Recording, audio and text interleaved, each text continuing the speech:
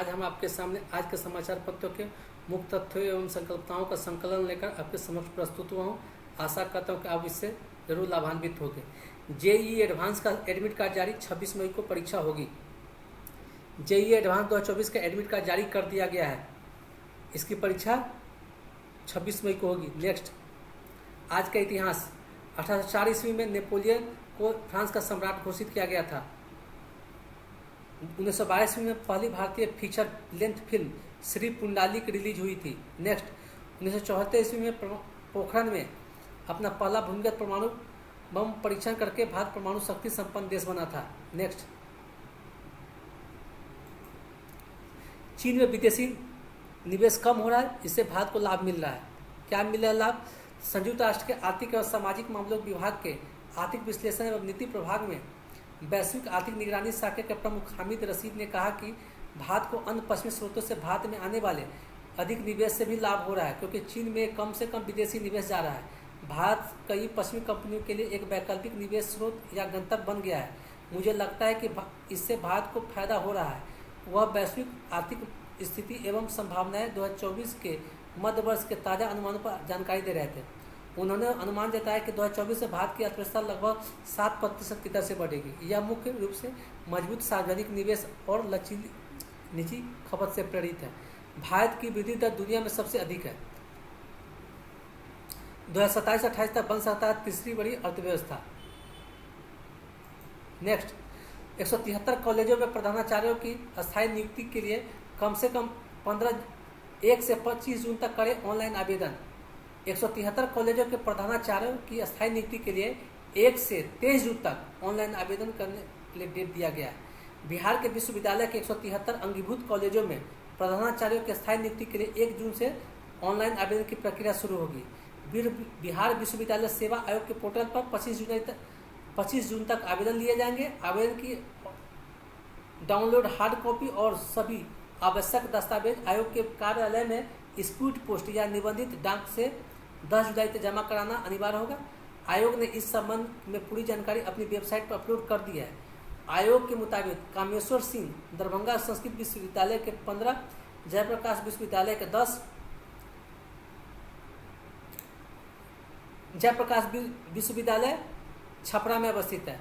तिलका मांझी भागलपुर विश्वविद्यालय, ठीक है, पीयू के 7, पटना यूनिवर्सिटी के 7, पीपीयू के 15, पाटलिपुत्र यूनिवर्सिटी के 15, पूर्णिया विश्वविद्यालय के 8, BR अम्बेडकर बिहार विश्वविद्यालय मुजफ्फरपुर के 32, BN मंडल विश्वविद्यालय के 11, BN मंडल विश्वविद्यालय मधेपुरा MU के 5, मुंगेर विश्वविद्यालय के 17, LNM विश्वविद्यालय के 28, ललित नारायण मिथिला विश्वविद्यालय दरभंगा के 28, वीर कुंवर सिंह विश्वविद्यालय आरा के 14 अंगीभूत कॉलेजों में अस्थायी प्राचार्यों की नियुक्ति होगी।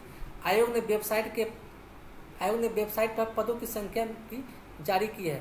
प्रधानाचार्यों की नियुक्ति 5 साल के लिए होगी। चयन का आधार साक्षात्कार, रिसर्च, एकेडमिक, एडमिनिस्ट्रेशन और उनकी तमाम योग्यताओं पर होगा।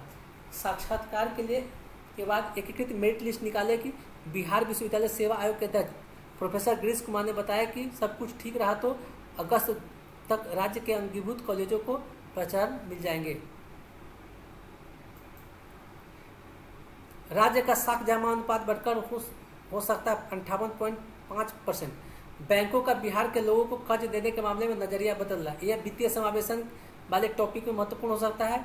भारतीय अर्थव्यवस्था के वित्तीय समावेशन वाले चैप्टर में इसका इस्तेमाल हो सकता है, या बिहार का आर्थिक विकास कैसे हो वहाँ पर इसका इस्तेमाल हो सकता है। धीरे धीरे बैंकों का बिहार के लोगों और उद्यमियों को कर्ज देने के मामले में नजरिया बदल रहा है, जिस कारण से लंबे समय बाद बैंकों के साख जमा अनुपात में सकारात्मक सुधार हो रहा है। साल दर साल राज्य का CD औसत में बढ़ोतरी हो रही है।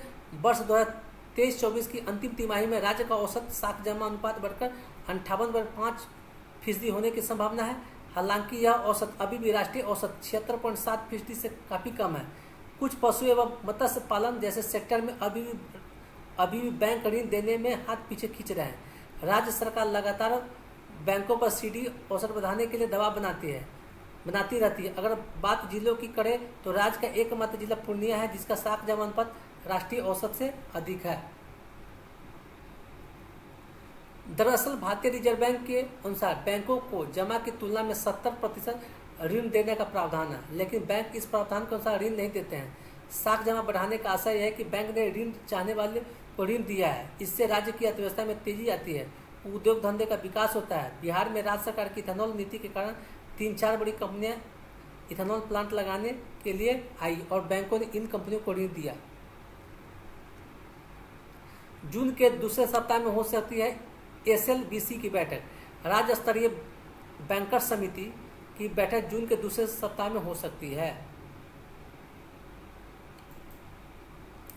मैन्युफैक्चरिंग सेक्टर में तेजी लाने की जरूरत है, ये भारतीय वित्त मंत्री सीतारामन जी का कहना है।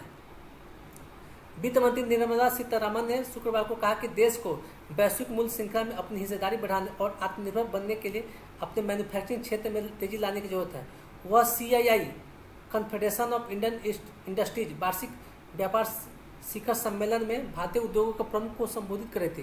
उन्होंने कहा कि मैं कुछ अर्थशास्त्रियों द्वारा दी गई इस सलाह के विपरीत कुछ रेखांकित करना चाहती हूँ कि भारत को अब मैन्युफैक्चरिंग पर ध्यान नहीं देना चाहिए या इसमें तेजी नहीं लानी चाहिए। मैं इस तथ्य पर जोर देना चाहता हूँ कि मैन्युफैक्चरिंग में वृद्धि होनी चाहिए। भारत को नीतियों की मदद से वैश्विक मूल्य श्रृंखला में अपनी हिस्सेदारी भी बढ़ानी चाहिए। सीतारामन ने कहा कि विनिर्माण के विस्तार से भारत को आत्मनिर्भर बनने में मदद मिलेगी। भारत के पास अब भी अपनी विनिर्माण क्षमता बढ़ाने का अवसर है, क्योंकि दुनिया कोविड-19 की वैश्विक महामारी के बाद चीन+1 रणनीति पर ध्यान दे रही है।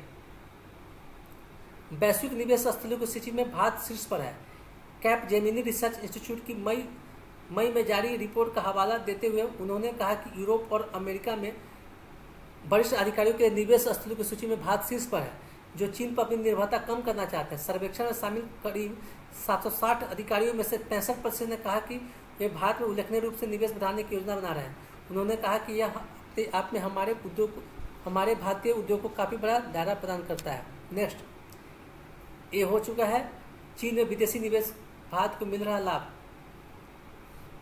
वीडियो पसंद आए तो वीडियो को लाइक करें तथा चैनल को सब्सक्राइब करें तथा चैनल को अपने मित्रों में भी शेयर करें ताकि उसका लाभ अन्य मित्रों को भी प्राप्त